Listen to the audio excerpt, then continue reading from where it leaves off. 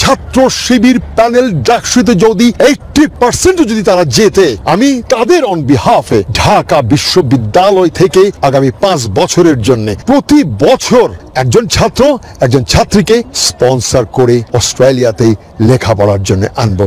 ডাকসুতে ছাত্র শিবিরের 80% প্রার্থী জিতলে প্রতি বছর ঢাবি থেকে একজন মেয়ে একজন ছেলে শিক্ষার্থীকে সম্পূর্ণ স্পন্সর করে অস্ট্রেলিয়াতে পড়াশোনার সুযোগ দিবেন বনি আমিন।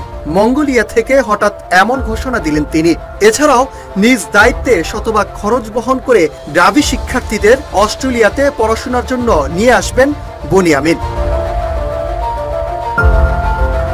এছাড়াও বনি আমিন বলেন, আমার জন্মদেশে এখন বিভিন্ন বিশ্ববিদ্যালয় ছাত্র সংসদের নির্বাচন চলছে। ছাত্র সংসদ এবং ছাত্রদের ভূমিকা জাতীয় রাজনীতিতে বড় ধরনের একটি প্রভাব ফেলে থাকে। আমি এই মুহূর্তে আছি মঙ্গোলিয়াতে।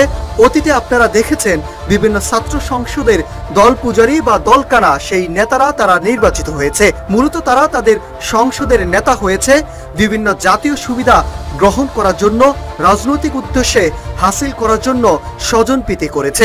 অতীতে আপনারা দেখেছেন বিভিন্ন ছাত্র সংসদে বিভিন্ন দল পূজারী বা দল কানা সেই নেতারা তারা নির্বাচিত